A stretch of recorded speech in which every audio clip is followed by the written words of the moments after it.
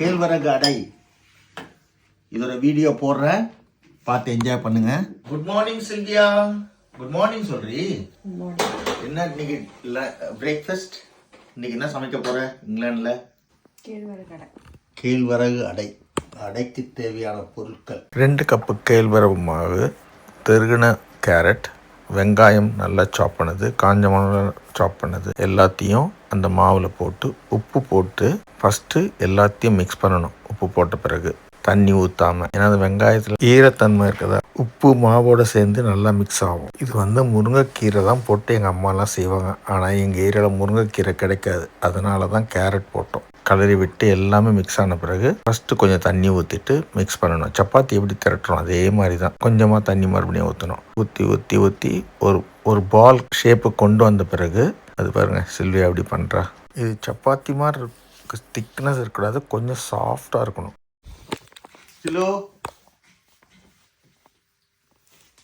Syria களி உருண்டை மாதிரி அந்த அந்த அந்த அந்த இதுக்கு வரணும், அந்த கன்சிஸ்டன்சிக்கு வரணும். அந்த களி கன்சிஸ்டன்சி வந்தவுடனே தோசை தவா வச்சுட்டு எண்ணெய் ஊற்றிட்டு க்ளீனாக தொடச்சிட்டு இந்த களி உருண்டையை ஒரு ரவுண்டாக பண்ணி வச்சுக்கிட்டா. பண்ணிவிட்டு தோசை தவா மேலே போட்டு ப்ரெஸ் பண்ணி ஒரு ஷேப்பு, ஒரு ரவுண்ட் ஷேப்பு வர வச்சுட்டு அதுக்கு மேலே தண்ணி தொட்டு தான் அந்த ஷேப் பண்ணுறா. அது தண்ணியை பக்கத்துலேயே வச்சுருந்தா தண்ணியை தொட்டு ஷேப் பண்ணிவிட்டு எண்ணெய் போட்டுக்கணும். நல்லா எண்ணெய் போட்டுக்கணும். பட்டர் போட்டால் கூட இன்னும் சூப்பராக இருக்கும் இல்லை? ஒரு பக்கமாக மாற்றி விட்டுக்கிட்டே இருந்தா. அந்த சூட்லேயே மீடியம் ஃப்ளேம்லேயே அப்படியே வேகணும்னு. மேடம் சொல்லுங்கள் மேடம். ஏதாவது பேசுங்கன்றாங்க எல்லாரும். பேசுங்களேன், நீங்கள் நல்லா பேசுவீங்களே, பேசுங்களேன். இதெல்லாம் யார்கிட்ட கற்றுக்கிட்ட? ஆனால் உங்கள் அம்மாவோட இயற்கையான சமையலே சமைக்கிறீங்க. கிரேட். இது ரொம்ப ஹெல்த்தியான பிரேக்ஃபாஸ்ட். சில்வியாவுக்கு ரொம்ப பிடிக்கும்.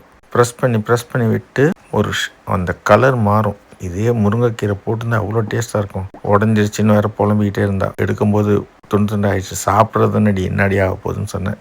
உடனே சுட போய் சாப்பிடுங்க நீங்கன்னு சொன்னால், நீங்களும் இந்த வீடியோ பார்த்துட்டு எப்படி இருக்குன்னு சொல்லுங்கள். உங்கள் வீட்டில் ட்ரை பண்ணி உங்களோட கமெண்ட்டை சொல்லுங்கள். தேங்க்யூ.